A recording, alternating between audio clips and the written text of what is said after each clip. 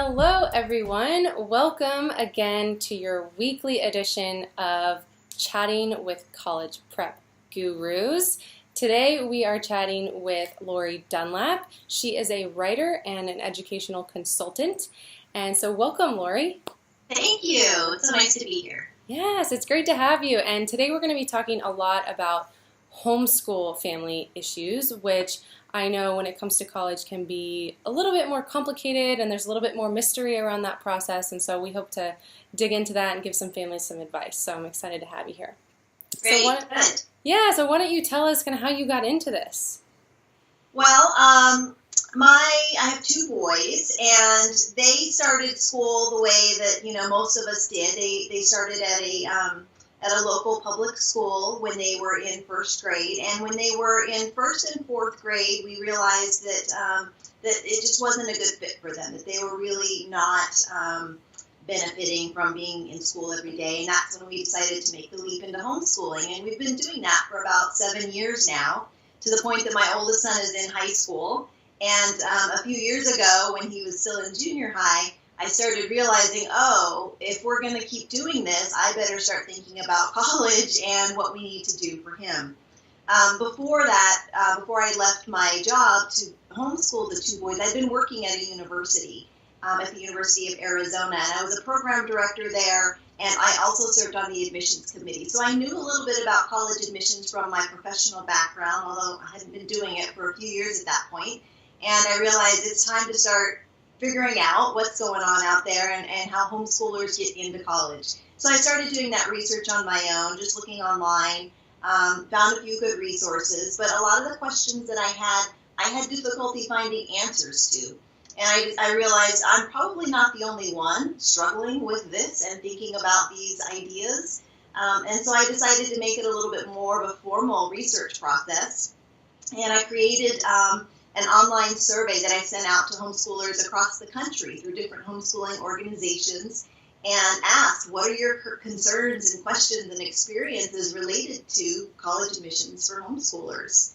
And I got lots of responses back really quickly, over 150 just within the first few weeks. And I started seeing some themes, a lot of the same issues that I had been struggling with myself. And so I used that information and put it into a survey for admissions officers to get their take on it too. And I used a lot of the information that homeschoolers provided. A lot of their questions and concerns were really compelling, and I felt like that would be a great starting point for talking to admissions officers and getting their take on what their perspectives and advice was for homeschoolers.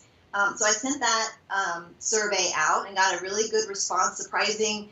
It's so fun to start seeing things coming back. And so I got responses from admissions officers, from faculty that served on admissions committees, a variety of different types of professionals all across the country. And it was some really good information. And so I started thinking about, well, how am I going to get this out there to homeschoolers so they can benefit from it? And so that's what I've been doing for the last 2 or 3 years, is doing that research. I started writing some articles. And then based on some of those articles, I was approached by a book publisher who said, would you like to write a book about this? And I thought, okay, sure, I think I would. And so I did, and that book just came out in July of this year, 2017, and that's been really exciting. So this has been a path that started probably, if I traced it back, to when I started homeschooling my boys, but really it's picked up over the last 2 or 3 years. Wow. Well, congrats, first of all, on getting your book finished. I know what that process can be like, so congratulations that it's done. So what do you think is really the biggest lesson that you learned through reading those responses and through this entire experience? What's that biggest lesson? I think the biggest lesson is my expectation going in was that it was going to be a lot more difficult to present the idea of homeschoolers going to college to admissions officers. I thought there would be more of a barrier there, and it turns out there's not. Homeschoolers are really attractive and interesting to lots of admissions officers. They want students to apply to their colleges. So that was sort of the biggest surprise for me, because that was my expectation going in. And I think that just sort of is supported by what I hear from homeschoolers as well, that they tend to get into the colleges that they apply to, but there's a lot of bumps in the road. So it's not a necessarily clear path or a smooth path, because there are some extra hurdles and some extra things that they need to do. But it's definitely worth doing because there's a receptive audience on the college side. Yeah, well, that's great to know. That, I'm sure, is really inspiring and reassuring to a lot of families who are watching this, who are homeschooling or maybe thinking about homeschooling.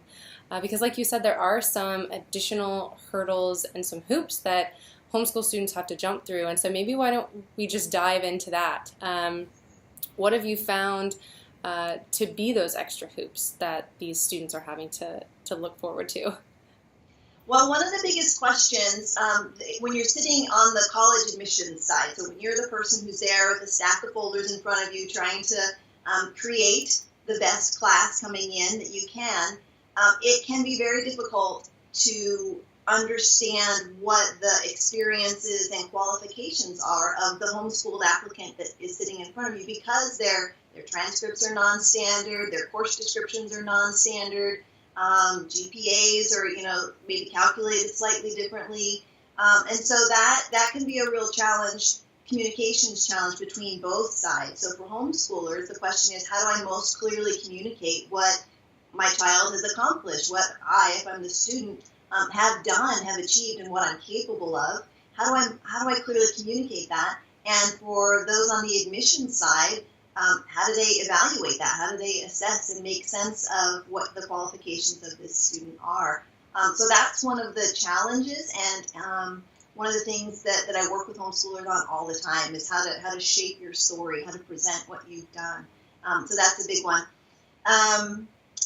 I would say that one of the other things that I've learned about, one of the other hurdles that comes up, is we hear a lot about some schools going test optional these days, meaning that they don't require SATs or ACTs from students, but that doesn't always apply to homeschoolers. Oh, so interesting.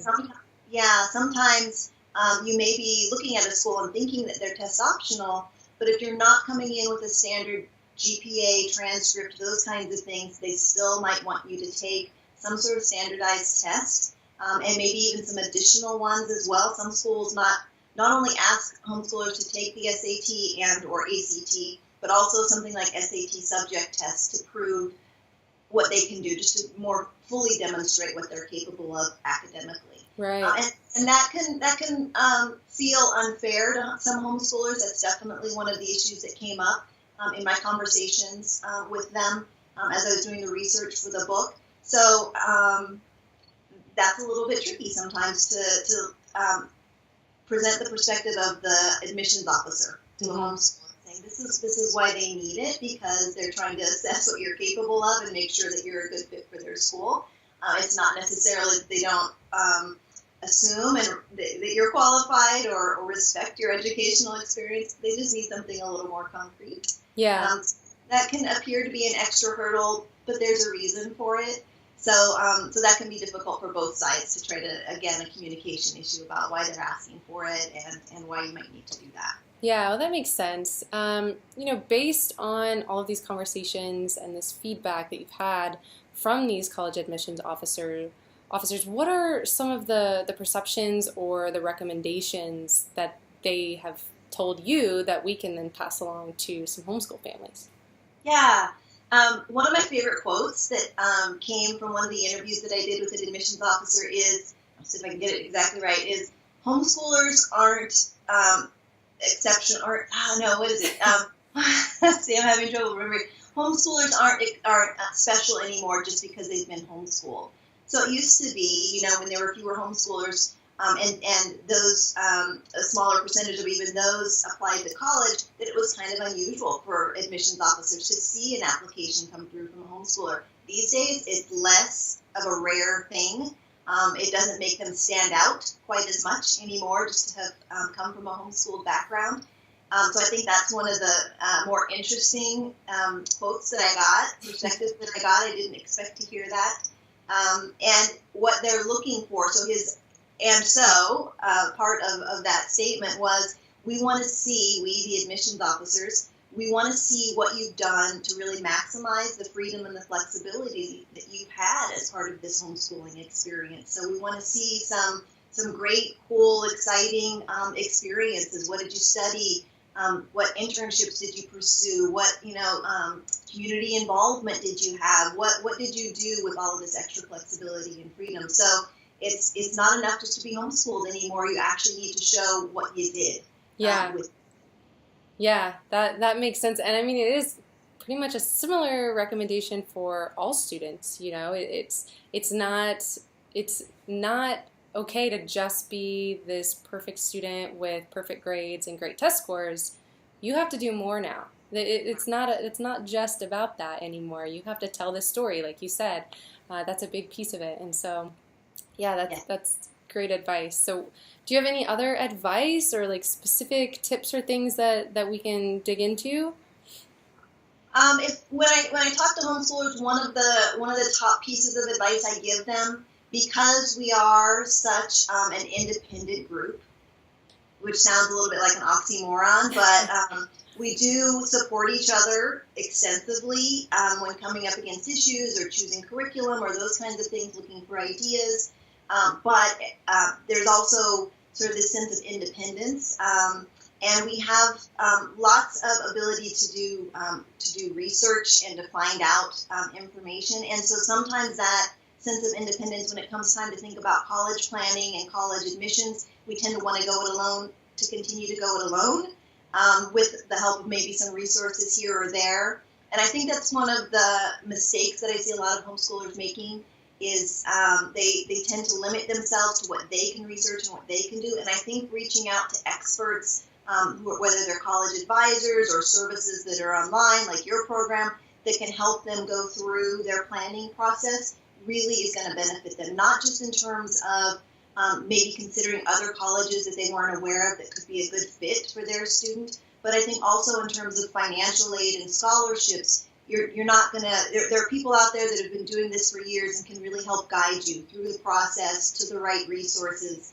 And homeschoolers need to relax a little bit on their independence side and maybe make some space for some others to come in who can really help them.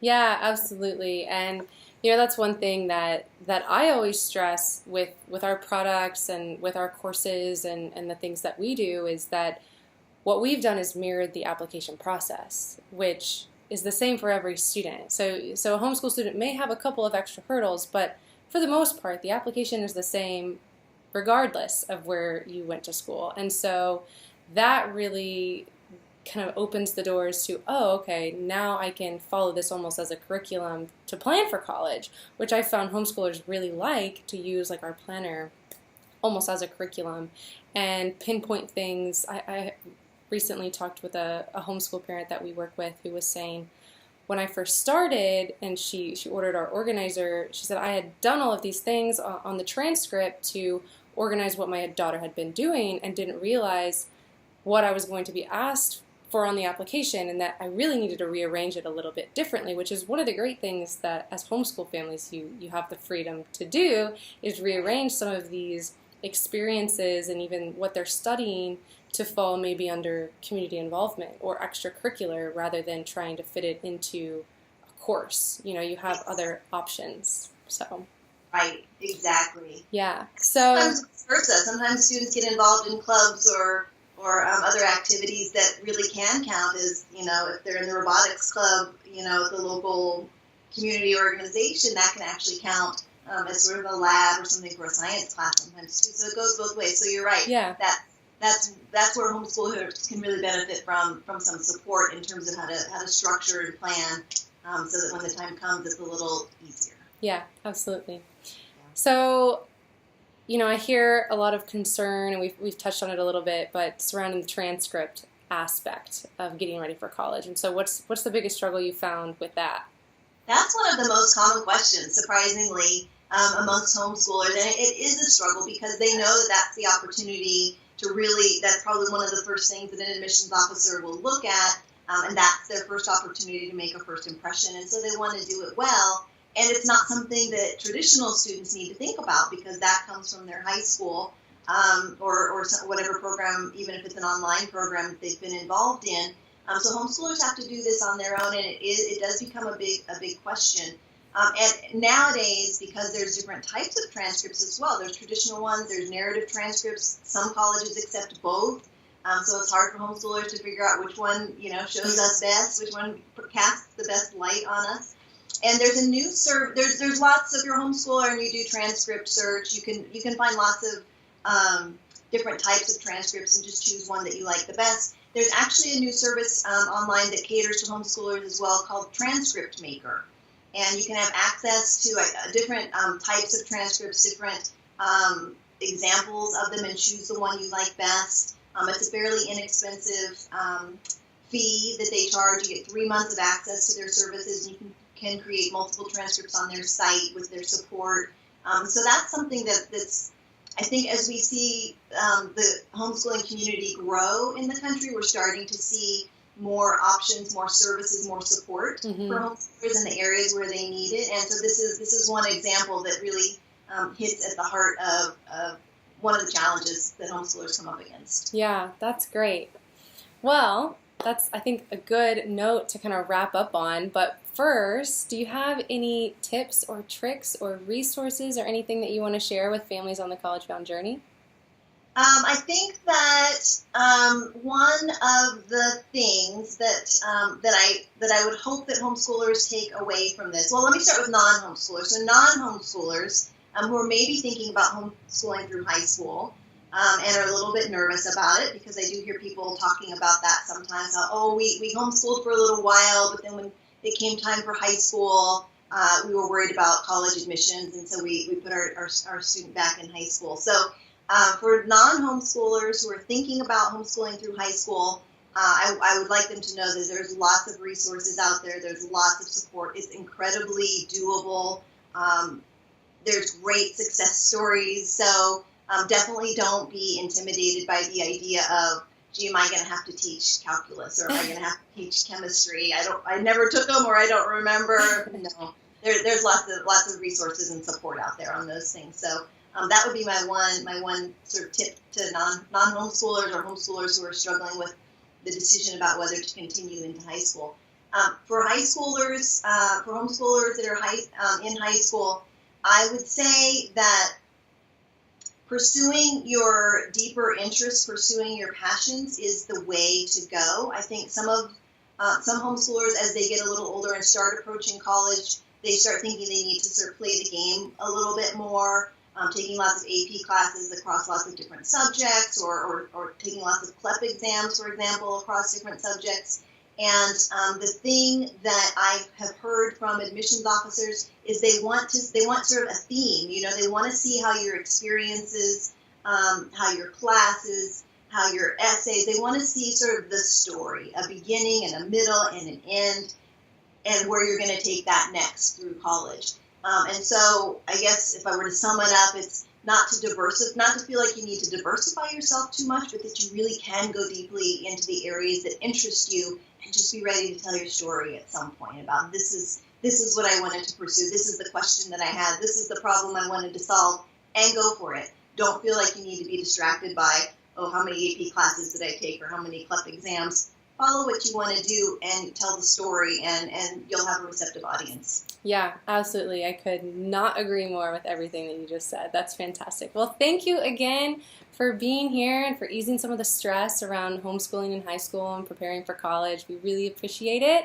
And we'll be sure to share a link with this video to your book, because I know that's going to be a phenomenal resource for families. So thank you.